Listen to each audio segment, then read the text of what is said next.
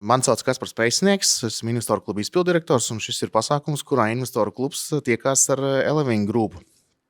Un, kā jau bija minēts pasākumā aprakstā, bet es to vēlreiz gribu atkārtot, es to centīšos atkārtot katrā pasākumā, ka tā ir ekskluzīva iespēja atnākt uz biržā esošu uzņēmumu, vai tas būtu ar akcijām vai obligācijām, atnākt pie uzņēmumiem ciemos, uz viņu birojiem, uz pasākumu, kur uzņēmuma vadība iepazīstina gan ar sevi, gan ar visu uzņēmumu stāstu. Citur pasaulē šādas iespējas ir grūti iedomāties. Tas ir tas mūsu Latvijas no vienas puses, tā viszemā biržas aktivitāte ir posts, bet no otras puses šis ir tas labums, ka mums ir iespējas. Emitenti ir aktīvi un ieinteresēti ar investoriem un cilvēkiem runāt. Un to arī es arī aicinu visus vienmēr izmantot. Tad šajā reizē mēs iepazīsimies ar uzņēmumu biznesa modeli, izaugsmes stāstu, par plāniem Baltijas kapitāla tirgu, kā arī varēsim uzdot sev interesējošus jautājumus. Darba kārtība mums ir tāda, ka mēs iesāksim ar prezentāciju no Modesta un Māre. Pēc prezentācijas mums tad sekos jautājumu atbilžu sesija. Tad varbūt aicināt koncentrēt jautājumus uz beigām. Protams, ja ir tā, ka pa vidu tik ļoti nevar noturēties un liekas, ka kā ar to radošo iedvesmu citreiz ir tā, ka vajag dabūt ārā to. Ja tik traki ir, tad saka, ceļat roku, mēs pārtrauksim un dosim iespēju uzdot jautājumu. Bet tā labāk varbūt beigās tā, lai mēs varam sakopot to visu. Bija rakstīts, ka pasākuma darba valoda būs angļu un latviešu. Prezentācijas mums būs angļu valodā. Savukārt jautājuma atbilžu sesija, kā jums ir ērtāk, latviski, angliski, kā vēlaties. Un ja vēl kaut kas būs palicis neskaidrs, vai kāds terminis bija pasprucis garām, vai kaut kāda jēga no kādiem slaidiem, tad pēc pasākuma formālās daļas beigām droši dodamies vai pie Māra vai Artūrs sēž beigās, kurš mūs visus arī satika, un jautājumu visu un paprasām, viņi visu pastāstīs. Lai gan esmu pārliecināts, ka jūs jau zināt, kas ir Eleving Group, un arī paši uzņēmuma pārstāvji par to pastāstīs, bet tas, kas ir svarīgi, ko zināt, ir tas, ka šis uzņēmums ir dibināts ar Mogo zīmolu 2012. gadā, tikai 12 gadus atpakaļ. Bet finanšu rezultāts, kur viņi kungi droši vien tūdās pastāstīs, manuprāt, tas ir abrīnas vērts, kas ir izdarīts šajā te laikā. Bet es varbūt nestāstīšu viņu vietā prezentāciju, lai ļaušu viņiem pašiem pastāstīt. Un kas tad šodien būs runātāji? Runātāji šodien būs Modests, ja es izrunāju. Did I pronounce it correctly in Latvian? Or Modestas, or Modestas, sorry. Yes, I have it written down in Latvian, so it's Modestas. Un viņš Eleving grupā ir no 2013.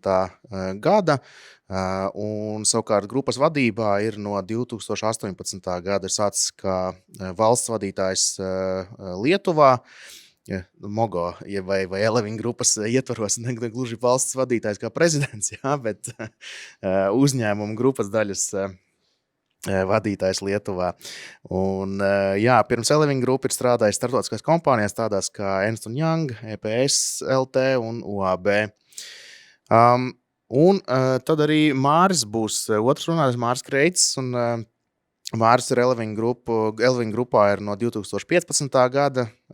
Pirms Eleving grupas ir bijis tādos uzņēmumos kā TET, PricewaterhouseCoopers un citos. Bet tālāk par darba kārtību es jums jau pastāstīju. Tad došu vārdu kungiem pastāstīt to, ko viņi vēlās mums šodien pastāstīt. Gentlemen, the floor is yours. Modestas will start. Yeah, thank you.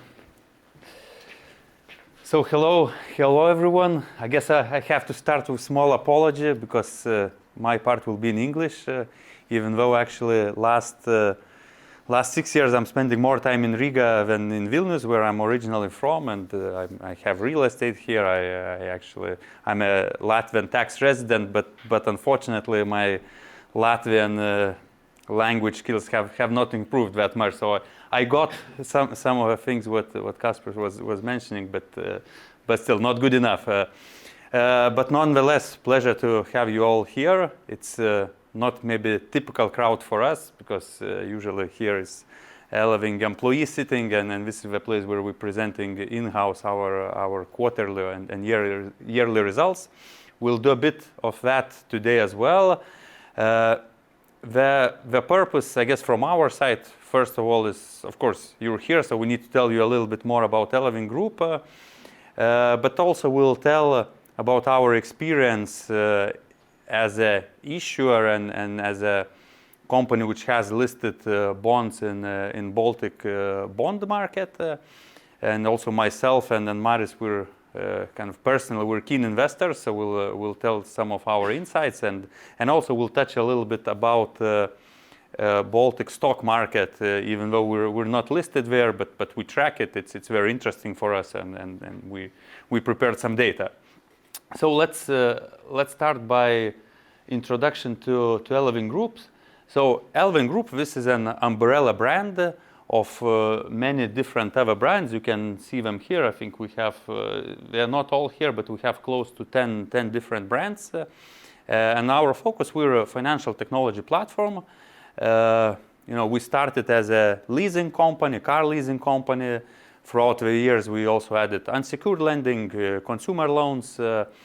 In recent years, we've been investing more and more into more mobility type of products like rental services, even car sharing in Riga we have in Ox Drive. So, and Eleving Group, that's a kind of mother company which is actually like a Luxembourg company where everything is consolidated, and we do most of our fundraising on Eleving Group level. If we look at at our history, so it's already close to 11 years since we launched our business in Latvia under brand Mogo. So in those 11 years, we've achieved quite a bit, I would say, and as of today, we can call ourselves almost a global company because we operate in 3 different continents in 16 markets. Here you can see them on the map. I guess right away, fair to comment. If you look, so we started in Baltics, and our headquarters is in Latvia. We have a small headquarter branch also in Lithuania, but Estonia still plays quite important role for us, especially when in fundraising. But what started in Baltics expanded across the world, and our focus is primarily frontier markets, developing markets. That's why you see maybe markets which maybe you don't even know which are there. So this is, for example, Uzbekistan, this is Georgia, Armenia, Romania. We have quite a few markets in African region, Kenya, Uganda, Namibia, Botswana. So essentially there is a pattern which markets we go into. We do believe that our products are needed and we could succeed almost in any market, but the biggest potential and the biggest gap is still in more developing markets. So we do a very thorough due diligence to check whether all the criteria for our business works in that market. Whether like a regulatory environment fits us, whether currency stability of those markets fits us, and then we are not afraid to go into even quite maybe exotically sounding markets, and I think we'll tell more about that during our presentation today. And another of our specialty that we like to diversify our risk. First of all, when it comes to customer risk, because we're focused on consumer lending, so our exposure to one customer, it's quite small. Typically it's 5,000 euros. It can go up to 10,000 euros, but we don't have even 50,000 euros, let's say, exposure to any customer, because we're financing, let's say, everyday working class. And secondly, we also like to diversify our risk when it comes to countries. So that's why we're operating in 16 markets, and our portfolio is very well diversified. So we're not dependent on one market. And in recent years, when we had COVID, when we had war in Ukraine, there's been a lot of kind of extraordinary events, and then some markets we had to exit, some markets maybe had higher turbulences, but still as a group, what we'll show you that we managed to demonstrate solid and very strong performance, so kind of markets balance each other off. And that's the strategy what we see us having going forward as well. And maybe very quickly to tell 3 core things, which are kind of essentials for our business, which we believe makes us special, and which is kind of 3 main pillars how we operate. So first of all is our sales channels. We're not only online lender, we're also offline lender. We'll show later that we have a good offline presence in our markets as well. So this way we're really tackling all the population and we're always close to the customer. Secondly, it's technology. If you would walk, maybe not now, but we have almost full of this floor. This is where our IT development team is sitting. So we always had from 50 to 100 developers over last 10 years. So we've been really investing heavily in that, and technology helps us to get a competitive advantage. In some markets, that's just a necessity. You need to be quick, you need to be very automated, you need to be data-driven. But nonetheless, we believe we can really call ourselves a fintech, because that's from day one we thought that can be our competitive edge versus competition, and that had been the case. And last one is our in-house operations. We're maybe a little bit self-confident, but we do believe that we can do most of the things better ourselves. So everything what we do in-house. Like our IT systems are in-house developed. Our debt collection teams are in-house. Even I know in case of customer are not able to pay and we need to get back the car, we do it ourselves with our own team. Afterwards, we're selling that car using our own developed car portal and also having our physical car lots.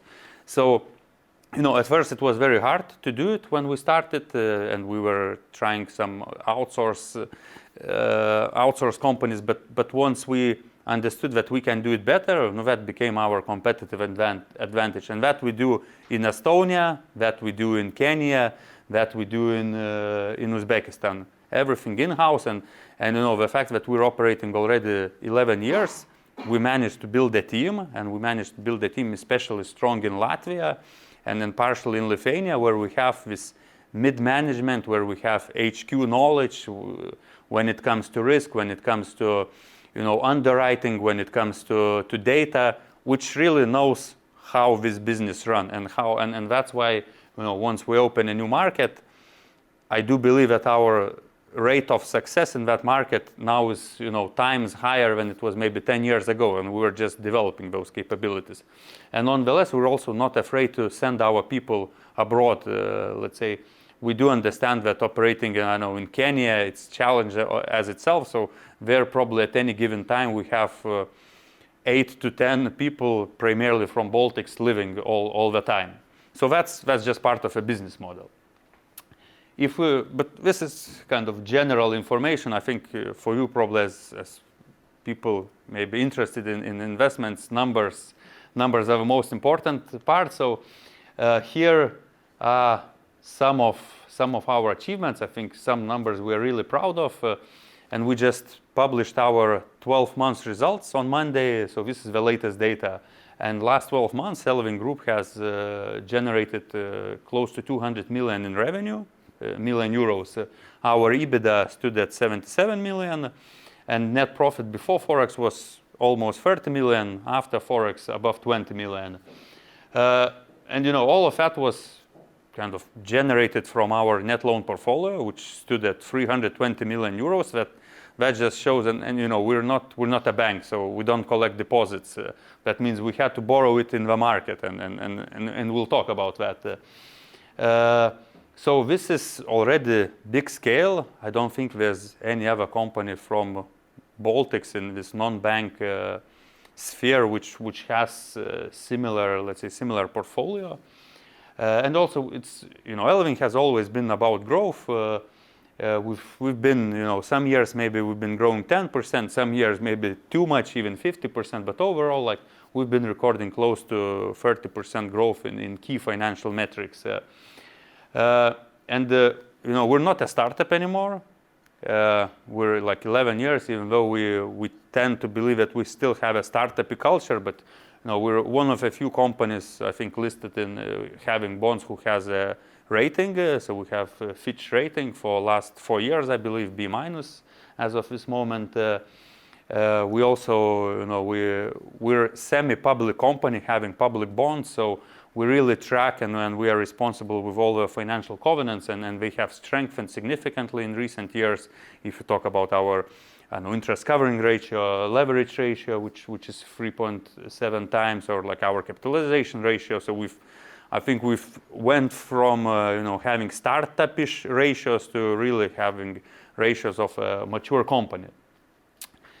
And here you can see kind of our history. And I've joined the company somewhere here in 2013. I started kind of as a Lithuanian country manager. So it's been quite a journey. Last I think almost close to 6 years. I'm here in Latvia managing the whole group. And I can looking at this and you can. I wasn't counting flags, but I think it's 25 flags. That means that at certain point we tried to enter and we had business in 25 markets. Some didn't work out, maybe due to geopolitical reasons. Somewhere maybe we entered too early. Somewhere maybe we failed basically. But now we're in 16 markets, and if you can see this line, it also shows our net loan portfolio. So kind of seems rather, stable trend, but just the amounts which we had to raise, and I think at first it was just so difficult to get first bonds out 11 or 10 years ago in Latvia. Of course, with every step it to some extent became easier, to some extent more difficult because the amounts grew, but at the end of the day, I think what this slide shows that it's been kind of a hard work done and invested to get to this stage. So nothing happened overnight, and there's a lot of mistakes learned. There was a lot of maybe painful points here, but we're kind of proud where we stand now and the figures what we have now as a company. Quickly maybe on product overview. So Mogo, this is what we started on. This is used car leasing for underbacked customers. This is still one of the biggest product in our portfolio. Then we have Primero. This is, let's say, up and coming product. This is growing. We're doing it in some markets together with local banks. But this is essentially leasing for more expensive cars, still used cars, but we're competing here directly with some of the bank leasing companies. Then we have Rente, which is essentially rent to buy service, also focused on used cars. So to an extent it serves similar need to used car leasing to Mogo, but it has more flexibility. It's also, these days not everyone wants to own a car. Like some people, especially younger generation, likes this asset-light lifestyle, so this kind of allows it, or it allows customer to change the car often, and because we have all the sales channels, we can sell those cars afterwards, rent the new ones. So this is only in Latvia and Lithuania so far. Then we have Boda loans, which is specific for 2 African markets, which is essentially kind of accounting-wise, you could think that this is new motorcycle leasing, but essentially it has quite a lot of kind of service-based attributes, because we're financing taxi and cargo drivers in Kenya and Uganda, and believe me or not, this is a motorcycle is the main means of transport there, and even taxi services through Bolt apps, through I think Bolt for sure has these motorcycle taxis, some 1 or 2 people jump on the back, and this is how they do, let's say, how they provide these taxi services. And also think that transportation is a very big issue in big African cities. I don't know, if maybe I'm a hairdresser and I need to go to other part of town and buy, I don't know, something for my business. So often will pay some couple of euros for this cargo driver on a motorcycle who would go and buy it for me. So this is a big part of economy, And we're providing opportunity for, let's say, local entrepreneurs to buy these motorcycles with our help, and within 2 years become an owners of those motorcycles. And boda loans actually, why boda loans? This is kind of a slang in Africa. Boda. Back in the days, I think 5 or 10 years ago, motorcycles were very kind of common among smugglers who were like, bringing something from one border to another border, and so it's kind of border to border. But when you say it in African English, it becomes boda. So now I think all across Africa, this is called like boda, those motorcycles. So we're financing, and we have quite sizable portfolio there. Then we have different type of unsecured lending brands across Balkans. Also, mid last year, we have acquired a few of South African region markets. So primarily these are consumer loans up to 3 years. In some cases, they are even up to 5 years. But think something 500 euros to buy a mobile phone, TV set, and similar. And often we are actually located in shopping malls and similar places. And the last one, still, this is something what we have invested. We're like majority owner where this is like car sharing platform, which is of course a tough business, but we're kind of very proud with first results what we have achieved, and also kind of bringing this full EV car sharing product to Latvia, to Riga. So that's kind of all these brands combine and make the whole Eleving Group. Maybe a bit more detail on how we do business, and few numbers from sales channels. As I mentioned, this being offline and online, we do believe that that's one of our kind of competitive angles, competitive edges. So first of all, online, which is still the main sales channel for us. So we have even our own car sales portals. Unfortunately, we can't compete with SSLV or similar, but for the niche segments, and our dealers are actually listed quite a few cars where we have our own sales channel. Of course, a lot of product websites, a lot of integrations. So in every market, we try to integrate with as many databases as possible, as many services as possible, so that we collect as much information about customers as we can, or that we simplify life for our customers, offering different payment options and so on. On the other side, we have offline sales channels, and we have across 16 markets 246 branches. So might sound like huge number, and kind of it is, but at the same time you need to understand that it's not like Swedbank branch.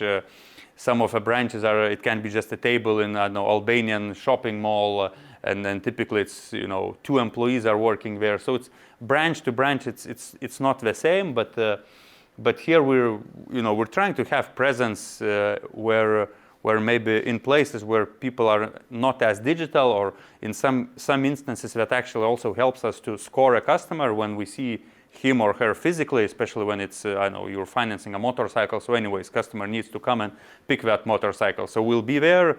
You can provide additional explanations and so on. And nonetheless, like for example, in motorcycles, we need to install GPSs. So we need to have some physical interactions.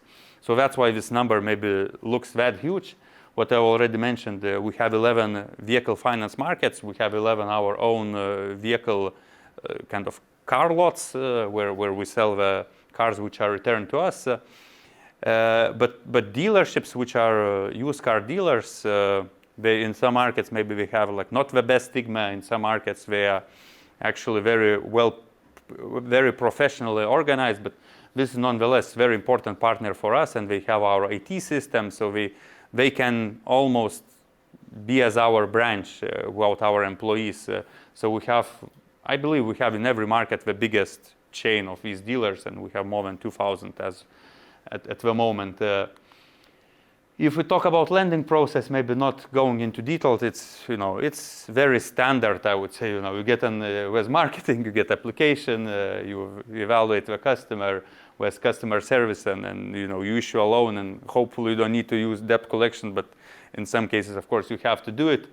Maybe what's our specialty, what I mentioned, that we always had our strong IT team, and we always believe, basically we didn't find what we needed in the market, so we developed each of that step is some kind of module with certain level of automations. They are connected with each other with different APIs, and that really helps us in some cases to issue a loan maybe in 1 minute, or to evaluate customer in seconds, or to actually we have a tool which I'm quite certain which could score used car very accurately in 5 seconds if you would just provide a VIN code, because we're getting all the data from SSLV, for example. We're comparing it to maybe some Lithuanian portal, and when we're looking at the median prices while adjusting it to some market correlations, and this way we're getting maybe like really market price, not some technical price which typically insurance companies and similar are using. So that all we developed ourselves throughout the years. And this is, of course, underwriting is still most important process in any lending company. We need to understand whom we're financing. So we have, in some countries it's full automated process. In some countries, especially when you need to score customers which maybe have all kinds of, maybe they have also business income, they have official salary, they have maybe some shares or something like that, when you need, of course, some human interaction as well. But as much as possible, we put everything in scoring engine. Some of that is built here. We have also in Amazon, we're using some of the tools.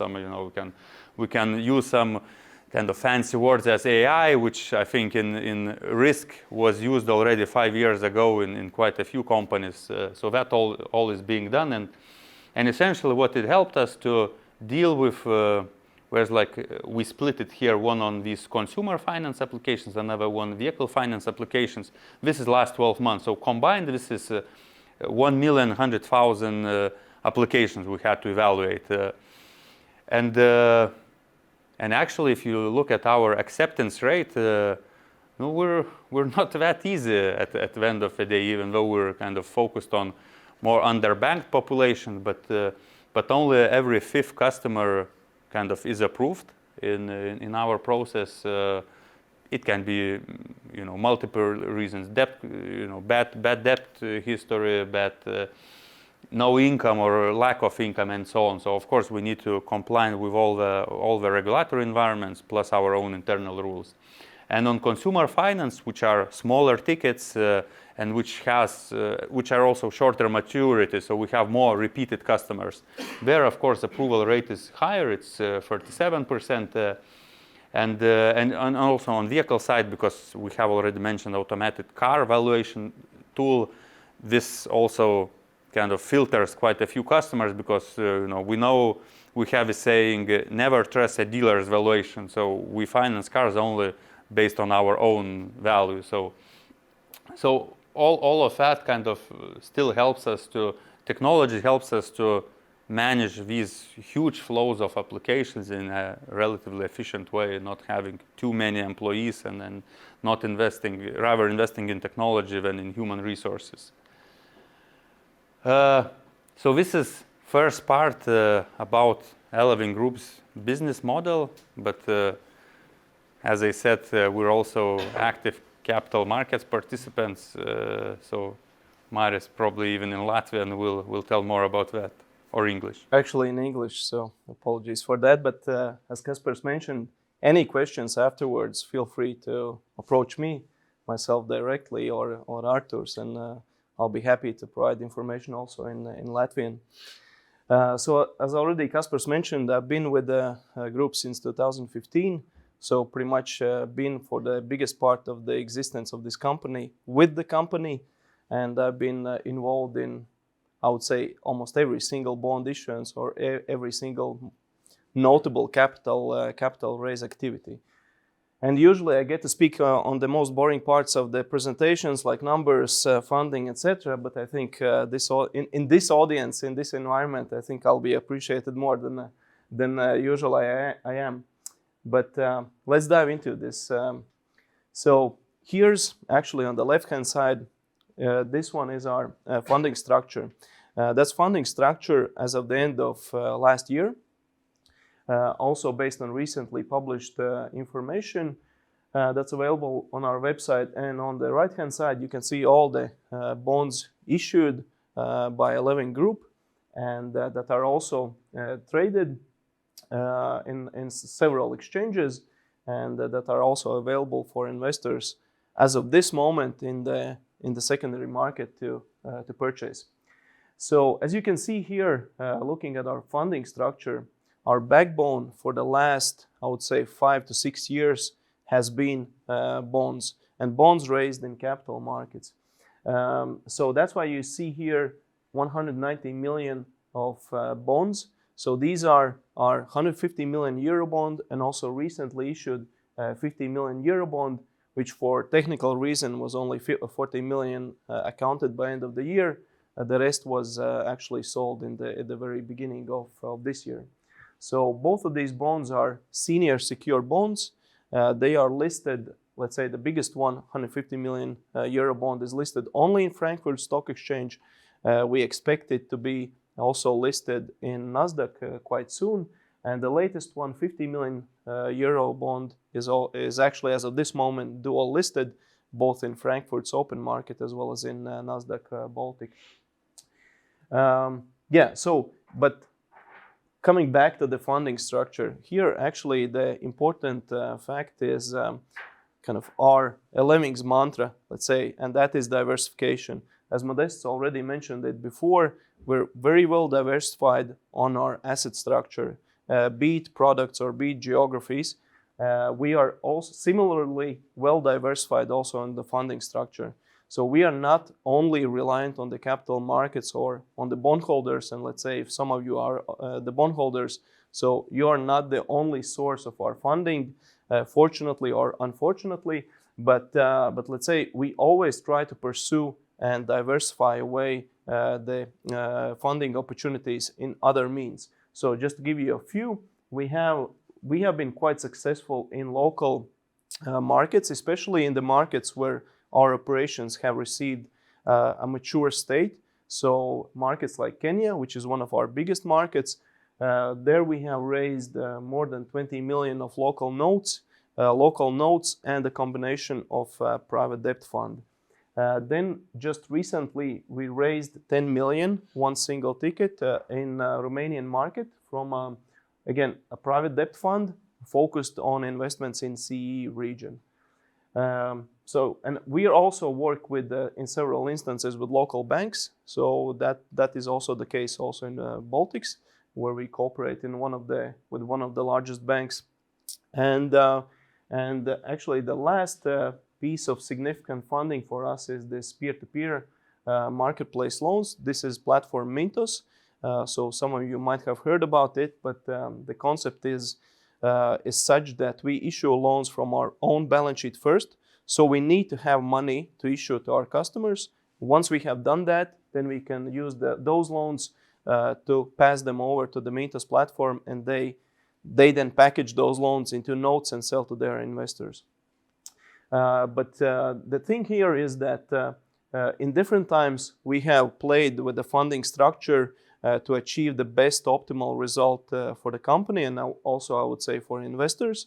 So there have been times when we are almost 50% of capital comes from Mintos peer-to-peer platform, but then we use again such kind of unique opportunities like it was in year 2021 when there was abundance of capital, of actually very cheap capital, and most likely you've seen many companies going public in equity markets and also raising debt. So we did the same, and then we kind of raised more debt than we needed. But then what we did that we used the surplus of the debt raised to refinance other liabilities like Mintos platform liabilities. So we always try to manage and keep a healthy balance in our funding structure. So one is that we are not reliant on one source of funding. So it's not like there's one single, let's say, bond that is going to put the company at huge risk, or one single lender at whose mercy our business basically is. So we always diversify and do not put all the eggs in one basket. And by doing such, we also are able to achieve also quite an optimal cost of funding for us, because every single source of this capital comes at different rates, but in general, we're borrowing at around 11% for the total stack here. And lastly, kind of, let's say, something that we're kind of, I guess I'm personally quite proud of is the fact that all this work, and we've been in Baltic capital markets since 2014. So let's say last year, after 9 years of successful work and presence in the Baltic capital markets, we also did receive this, let's say, appreciation award from Nasdaq Baltics, and we actually received the Best Investor Relations Award in Nasdaq Baltics First North list. So that award is being handed out only once in 2 years. So we were very happy to receive that last year. Moving on the latest bond issuance. So here, just a few facts on the latest bond, which I already mentioned before. So that's our 50 million euro bond. This bond was special. It was special in the sense that it was targeted and pretty much packaged only with the focus to be placed amongst Baltic investors. And firstly, as if you saw that before, we have one local Latvian bond outstanding. That bond is maturing at the end of March of this year, so pretty much in 1.5 months down the road. And let's say our latest 50 million euro bond was geared towards these investors in the local Latvian bond, so they could, if they wish to do so, they could swap their holdings into the new bond from our perspective with a better yield. Almost half of the bondholders chose to do that. The other half will get their money back in 1.5 months as promised. Few takeaways from this from the bond raise process was that we managed to increase our retail investors presence. So we managed to attract approximately 2,000 retail investors. As usual, most of them, I would say some 80% at least, came from Estonia. So if we speak purely about retail investors, followed by local Latvian and Lithuanian investors. And 80% of money was raised from Baltic investors in general, both retail as well as professional investors. So those extra 20% we still managed to raise in markets like Germany, where we have quite a strong presence because of our previous track record of Eurobond issuance. But then again, the result was achieved with a mind to target and, let's say, try to place the bond amongst Baltic investors only. Maybe one more thing to mention: if you are, let's say, smaller retail investor, the thing is that if you invest in our bonds, you're actually investing alongside, and if I speak here about 150 million euro bond, you're actually investing alongside such players as, let's say, hedge funds in Germany, private banks in Switzerland, asset managers in London, and or high net worth individuals in Baltic. So let's say, being a smaller retail investor, you know that you're investing in a product that is actually fit for, I would say, really professional investors. You know that, let's say, the product you're investing in is not somehow like it's not a gimmick. No one is trying to kind of go after retail money because, let's say, someone might perceive that retail money is, let's say, quote unquote dumb money or dumber money. So we don't believe that to be the case. So we have a product that's fit for really professional investors, and anyone from retail investor side can also invest in these bonds. And the latest bond is actually, in terms of the terms and conditions of the bond, is actually a copy-paste of this larger 150 million euro bond. So in terms of our commitment towards the investor, the high standard bar that we have set is there. And then maybe a few facts from our observations on what we see in the Baltic capital markets, and here specifically from the bond perspective. So let's say we roughly counted some almost 100 bonds listed in the Nasdaq Baltic market. Majority of them would be the corporate bonds. Few are being governmental or governmental institutions, listed by governmental institutions. What's also quite interesting is that some 19% of bonds or bond issues were brought to the market over the last year. So it's not a big surprise that last year as well as year 2022 were quite harsh on capital markets. Let's say year 2023, especially also on the debt side. But what we saw that the biggest companies with the most credible track record, with the profitable businesses, with the sustainable businesses, for them the market was not closed. So for the companies who were, let's say, raising and purely living from this, let's say, cheap money that was there in the capital markets in the years before 2022, so that capital dried up and many companies were left struggling. What we saw that those companies that came to the market over last year, those are really kind of the creme de la creme, if you wish, or the strongest ones of them. Also, what we saw is that quite a big push from banks towards the issuing subordinated bonds.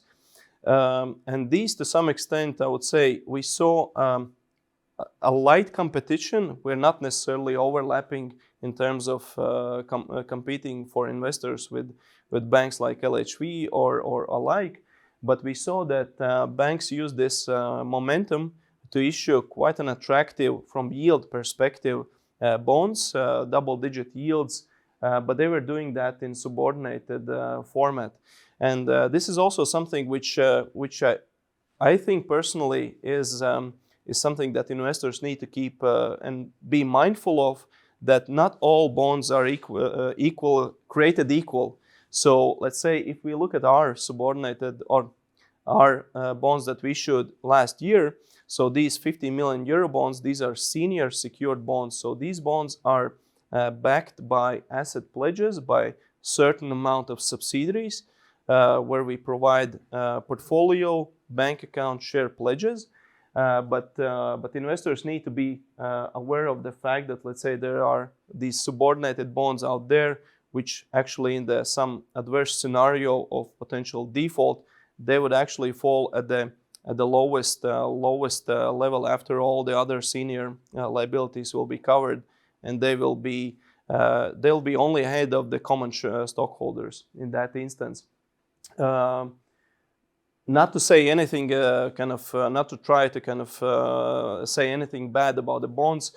Here our message more is about the comparability, apples versus apples, because let's say our bond is offering a 13% coupon, and someone might say there's an LHV bond out there with 10 or 11% coupon. The underlying documents or underlying commitments towards the investors are different. So these are different companies that are issuing the bonds, but the devil is really in the details, as it always is. And of course, quite an attractive overall yield that can be observed in the Baltic capital markets, and I'll especially from the bond side, and let me speak more to that. So of course, many funds, many active funds or passive funds, if you like, the holy grail is to beat the market, and now 60 or 70% of the global market is a US stock market. So let's say beating an S&P 500 actually means beating a market. What we can a few takeaways, let's say, from our side, and Modest mentioned also, we are also privately investors and active investors. So there's also quite a bit of our personal take in there. So let's say S&P 500, and it depends what time frame you pick. So be it a 20 or 30 or 40, 50 years, generally you're looking at some 8, 9, 10% of annual return for the market, which is good. And someone might argue that's quite similar to some yields or returns that the bond companies that are issuing bonds are offering. Let's say companies like ours. But the thing is, the answer or kind of the differentiating factor is volatility. So you might easily have same thing that happened in year 2022, where S&P 500 dropped by some close to 20%. Okay, it bounced back by 20 or 22% in year 2023. But the thing is, can you, as a private or investor in general, can you sustain? Are you okay with that type of volatility? Do you trust yourself? Do you trust yourself that when you're seeing that your portfolio is down by 15%, you won't make a crucial mistake and step out of the market and decide to, let's say, sit on cash? What we have seen in the bond market, and let's say, let me pick our own bond, our Latvian bond that we have had issued, which we're going to repay in March. So that bond carried 11% return. And for the last 3 years, irregularly, I was kind of watching also the secondary bond price. I never saw the bond actually trading below par. So the bond is trading at around 100, 101, maybe 102 at certain instances.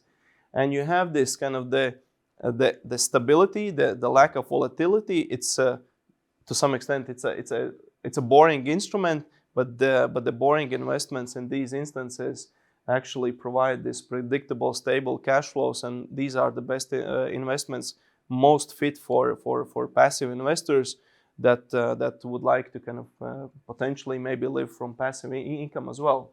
So the low volatility is something that we would suggest also for investors to keep an eye on or be mindful of. And maybe one more angle, again, coming from our own experience, actually a high yield bond is considered in US or Western markets is actually considered bond that offers 6%, 7% coupon. What we see in Baltics, and you might say that's the premium for investing in the Baltics because of, let's say, the geopolitical risks, perhaps for some investors. The same quality instruments or same credit story instruments are actually available at a higher yield. So at a yield of 10 or 11 or maybe 12% at the same quality as it is in Western Europe for these high yield bonds. We believe that the Baltic capital markets are offering a better deal for the same investors. All right, so that's I think that's it from my side on specifically on the debt side. Do you want to continue with something more interesting? You can see that Maris is wearing a white shirt today and kind of advocating for bonds. I'm wearing a black shirt, so I'll tell a little bit more about equity markets, where, of course, truth be told, like our expertise there is as a company, it's limited, but as a management, like we're always following this market, and of course, S&P is very very exciting, especially with the performance which has been recently demonstrated. But I think with us being from Baltics, first of all, I think it's interesting to support local businesses. I think often maybe we can have a bit better information about about some Latvian company compared to Tesla, because we're getting the least, we're getting filtered information. So I think it's definitely interesting, and for us also as a company, always looking at different options, tracking what's happening in Baltics equity market. It's kind of daily task almost. So we try to look at some statistics which were available, some statistics we had to calculate ourselves, as not everything is that easily reachable, let's say, in Nasdaq. So first of all, I guess still let's take a look how it was performing. If we look at the Baltics index, and here I believe this is only primary listings. So over period of last 5 years, okay, it's not a bad performance, to be honest. 57.8%. So average annual return. Again, if you speculate, then maybe this performance depends where you joined. But if you joined at the beginning, then it's kind of a return of close to 12% per year, which is actually better to the bonds return. What Maris mentioned, that the returns was like a 10.5, and they were, I'm sure they were all-time high. What was offered last year. At the same time, that graph, I think it kind of looks a little bit scary. It has a lot of fluctuations. And if you actually think about this 57% gain, like pretty much all of that was achieved in 9 months in 2021. So if you've invested in 2022, you kept it up to today, you're probably lost few percentage points. So it's really, it kind of shows that it's a more speculative instrument, which provides in the long run, if we take 5 years, like a long, kind of better return than the bond market. But also, like, you know, we're not at the peak now, and it's been a while since kind of Baltic index was at the peak. So now I think it's good to take a look at already mentioned S&P 500. So different looking graph, but kind of same logic. 5 years, so return is 87.8%. So quite sizably better, 16% annual.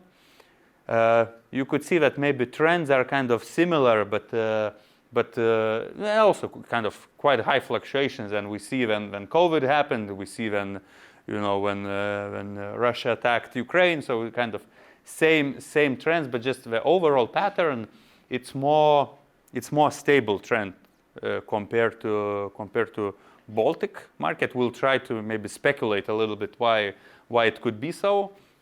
And at the same time, the index now is at its 5 years peak. So that means and Baltics it's not. So kind of S&P recovered faster than the Baltic exchange. So, and one more thing which I think typically maybe investors are not taking into account, and which is not included in the yield, in the kind of annual return directly, it's dividend yield. So that goes on top, because some companies pay dividends, some companies don't pay dividends. And if we look at, we try to compare S&P 500 versus Baltic stocks. So actually the dividend yield on blended level, it's quite similar. It's around 2 to 3% per year.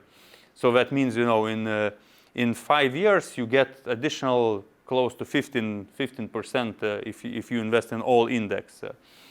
At the same time, of course, I think in Baltics it's kind of interesting to analyze almost company per company to look at, because there are some companies which maybe are really focused on dividend yield, which pays significant portion, and it's almost kind of bond-like with a upside potential of stock going up, but often being the case that they're not going up that much.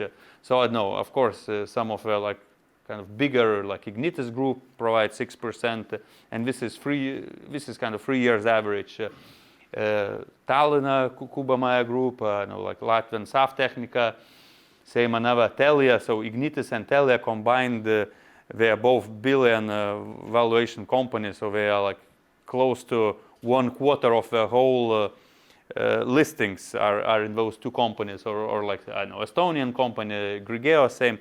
So you need to, I think, always worth taking a look also at that angle, because sometimes maybe growth potential is slightly lower, but if you have a stable dividend yield, that could be maybe equally attractive or even kind of more profitable.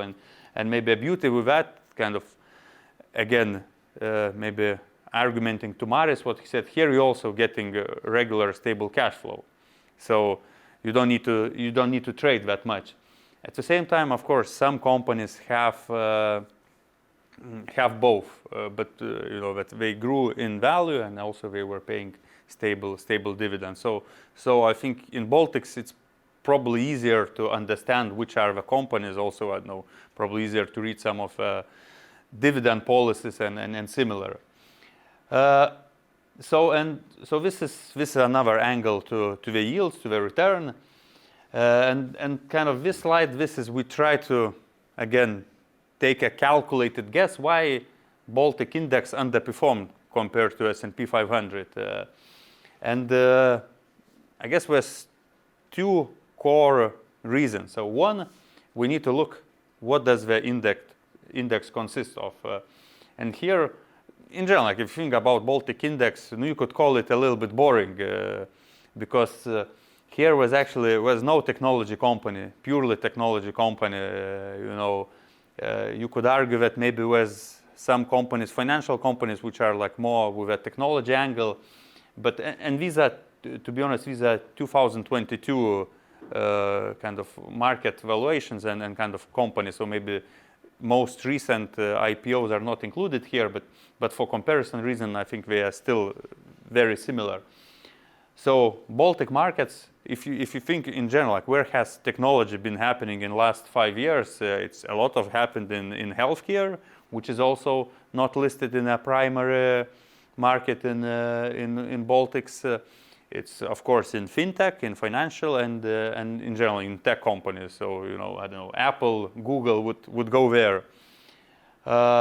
So maybe was then no surprise that S&P has overperformed the Baltic index, and it is dominated, to be honest, with relatively traditional companies, utilities companies, infrastructure companies. So they, maybe they fluctuate a little bit less, but also the upside is smaller from these type of companies. Another thing, it's still like we need to understand that most of these companies, they're actually targeting local markets. You can't call them international, you can't call them global for sure. Some has some growth outside, but still primarily this is one country or at least one region. And I think it's fair to say that if you think why those shares have not recovered after biggest bump in 2 years ago, so of course I think fair to assume that geopolitical reasons kind of play a role here. We have neighbors what we have, and even though I think hopefully most of us are kind of living in kind of safe environment, but for outside investors, German investors, this is still, if we compare investing in German company on Baltics, maybe even Baltics company having a better potential, most likely they keep that, they take that into account. And of course, the fact that growth doesn't happen outside or it's limited, when that's less diversification, and right away, company suffers a little bit due to geopolitical risks. So I think these two factors, they kind of quite fairly explains why maybe this 30% gap over last 5 years have occurred. At the same time, I think 50% return over 5 years, like 57, I believe. It's still, I think, good result, and at least for us, we're big believers in Baltic equities market. Actually, I believe in the region, everyone was historically always most active IPO market was Finland, if I'm correct, but. Last year in Baltics, there were 2 times more IPOs than in Finland. So I think what's maybe good that at least in these a bit depressing times, Baltic markets show more livelihood than typically, probably even more IPOs than in some Germany, because there were like maybe 1 or 2 in some German exchanges. So actually, livelihood is there. We do believe and we hope that more markets will go in, that there's going to be more competition, in general, like more interesting companies, maybe representing more technology and more these trending segments. But that's still to be seen. Nonetheless, I think an asset class which is worth taking a look at. I think from our side, kind of today's presentation, we wanted to finish with sharing a bit more of our next steps as a company. This is some 12 months goals for us, where we will be focused, and we always kind of split it in three segments. So first of all, products and processes. So our last year was a lot about organic growth for our company. This year we still want to kind of achieve quite sizable organic growth in our existing markets because we operate in 16 markets. So there is still potential, let's say. Of course, not grow in times, but from 5 to 20% we do believe we can achieve in most of our markets. At the same time, we also acquired some markets last year, so their growth will be bigger. We'll invest more there. We also want to be looking into different new, let's say, opportunities, both opening new markets as well as launching new products. I think it's about time for us to explore deeper SME financing product, maybe not starting from Baltics, where this sphere, let's say it's already quite developed, but we have a same market as Romania, where potential is still huge, and we have all the infrastructure, we have part of know-how. So this is to the second part of the year, we want to have a right analysis done and kind of pick a right plan how and where to do it, and maybe this more extensive growth will happen in 2025, but 2024 will be the year for preparation. And of course, investments into digital solutions. We believe we're already quite digital company, but pipeline is still big. Secondly, when it comes to capital management, so what Marius showed you that actually we don't have any significant debt maturities for next 2.5 years. So now this year we want to focus on raising equity. We do believe that our potential as a company, it's sky is the limit, and we never actually raised outside equity. So that's the year where we're gonna put significant efforts to do that. Still not really revealing too much. We're exploring all the options. We like Baltics. We like also opportunities maybe outside Baltics to raise that capital. So basically that's the big project for us, and we believe that with additional equity we can maintain that growth curve further and maybe even accelerate it. It still keeping the kind of mature profile of our company, because we're a dividend paying company, and we've already been paying dividends last year. I think now we have reached a level where every year should be expected dividends to be paid out, because we have strong capitalization ratios and similar, and we just have like a high profitability business model. So a lot focus on that. At the same time, diversification is still important for us when it comes to debt. So raising as much as different diversified debt instruments in different countries, and at the same time we acknowledge that we need to manage forex risks, because we operate in some of the markets where these forex movements are quite big, and we've already actually done quite a lot of things in terms of hedging, in terms of raising local financing. At the end of the day, we convert everything what we earn in all the markets into euros, and this is how we pay out dividends in euros. So the more local currencies we hedge, the less the fluctuation we have, and the higher the profitability will be. So there's a lot of efforts being done on that, and as I mentioned, we already have good track record.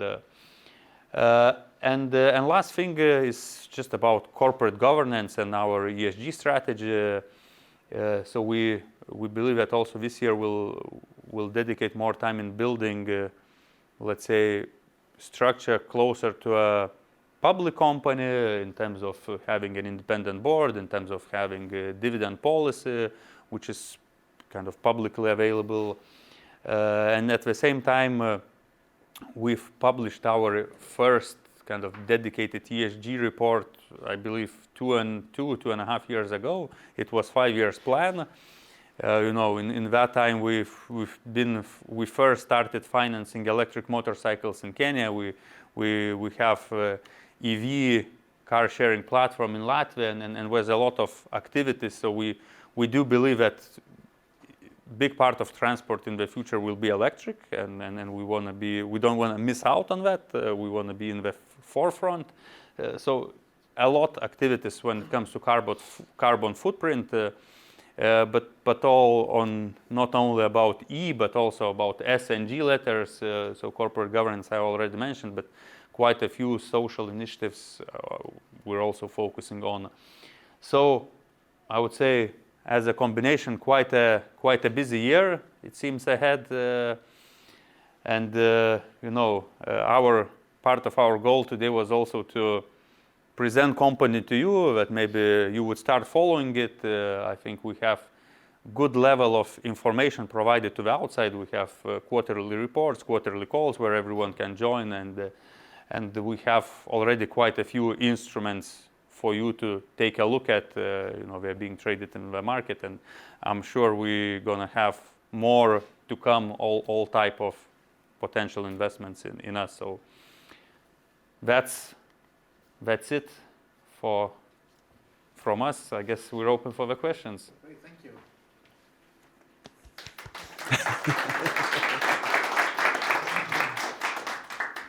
I will ask the first question. This last slide, equity raising. One of the options is IPO, right? You're not revealing, but this is a way how to raise equity, right? Yes. Okay, very good. Then that's it from me, but I will have some more questions. But I'm ready to give a microphone to you and have some questions if you have and from audience, and you can ask it in Latvian or in English as you wish. Mums ir kāds, kas grib uzdot jautājumu. Vai ne ierakstā, aiz ieraksta, yeah. Okay, well, I have some questions.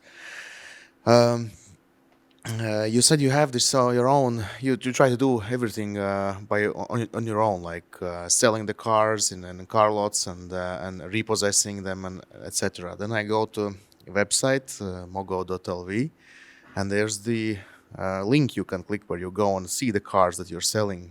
There's 3 cars. And the question is the payment discipline so well that you don't have anything to sell?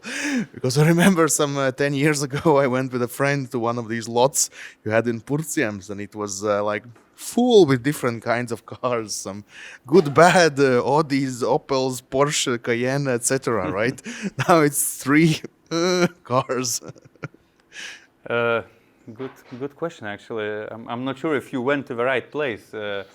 You had a link to it.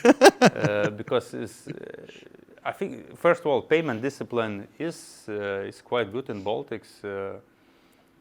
I think for us and for every lending company, it's actually, I think we're at the bottom or at the top of EU kind of indebtedness list. So it's really Baltics payment discipline is amazing, and it's very strong. But I'm quite sure we have more cars repossessed in Latvia, and also we're selling not only our own cars, we're advertising our dealers' cars. So I think I checked maybe some few months ago, across the whole group we had I think 15,000 cars listed between different markets. So, but it's a fair point. We need to check what's happening in Latvia. Okay, very good. Then one more question about Oxdrive. This is a bit different field of going into than giving out loans. This is car sharing. How do you feel about this business? How has it been going, and do you see a potential to expand it in different markets as well? Yeah. So first of all, it is very different business, and we've done it in a different way. We've been here more like as investor because a team of 4, let's say, founders, they came with an idea, but we understood that for this idea to work, it's not only about equity investment, it's also about debt investments, because you need to buy a lot of cars from day one, and then banks will not finance them from day one. So and we found it attractive. We see some similarities maybe to our own products. It's still mobility kind of product. Of course, how it's being done, it's very different, and then we're learning a lot of on the fly as we go. So, and we are not profitable yet on a monthly basis. It's also, I think, this new interest rate environment. It's not favorable for this type of business. But we want to grow. We need to grow because this type of business, you need to invest and you need to build bigger parks until it kind of pays off. But also we are looking at that product a little bit as an investor. So here we'll also be looking for other investors to join in, and we're constantly looking for different equity investments. Where in with VCs, with some private investors, and we believe that's the future for this type of it. Maybe in the future will be even we'll own smaller part of this business because it still needs a lot of equity investments to grow.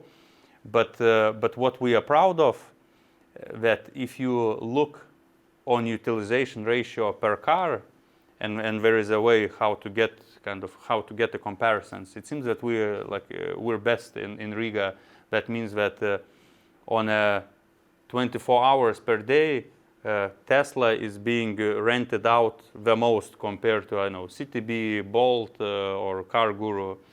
So demand kind of interest is there, but of course with other factors to take into account. So far we have 150 cars, and we do believe that in Riga we could go up to maybe 250 or even 300 cars. So that's the next milestones. Yeah, maybe I can add to that actually with the Oxdrive investment, to some extent we also wanted to test the capacity of kind of us acting as a kind of accelerator in terms of establishing a company that can grow really fast, and we can actually as a group can grow with the company as well. Because if you remember the mountain of the loan portfolio, one slide, so the key thing there is growth. So we have grown organically ourselves in the core kind of business which we established from day one to finance the average car that drives on every street. So we know that we can grow like that. We have also acquired the companies in our space where we operate. In year 2020, we have acquired companies in kind of unsecured lending space, and those companies have grown in the value and actually, I would say, increased their portfolio by 5 and 6 times over the last 3 years. So that's type of growth that even exceeds the what you saw in the Baltic or S&P 500 that the equity markets can grow. So in this instance, we actually wanted to test the concept of can we to some extent supercharge some business and grow together with it. And so far there have been lessons learned, but the overall feedback or feeling is positive, and we have tested and kind of build this confidence that actually with the structure that we have here, it's a really nice platform for potentially growing multiple times as a business, as a company, from asset base, also profitability, and etc. also in the future. So this is a kind of a high growth type of environment here. And these EVs are helping with ESG targets, right? Or not significantly? No, it does help, of course, but we have tens of thousands of cars, so this is still a very small fraction. Okay, thank you. Varbūt tiešām ir kāds jautājums, ko gribējis kādam pajautāt, vai pēc tam privāti? Labi, privāti. Es sapratu, paldies jums visiem par dalību šodien pasākumā, bet, protams, lielākais paldies ir runātājiem. Paldies Mārim, paldies Modestus par prezentācijām, par interesantiem lietām, ko pastāstījāt. Es arī uzzināju šo to jaunu, un tas man priecē. Paldies jums. Bet tie, kas skatās ierakstu, ziniet to, ka ir jāatnāk arī uz nākamajiem pasākumiem klātienē. Nosties ierakstu ir viena lieta, bet atnāk klātienē, tā ir pavisam cita lieta. To es arī jūs aicinu, sekojam līdzi Investoru Klubam. Jūs jau ziniet, kur jūs šo skatāties. Un līdz citai reizē. Visu labo tā!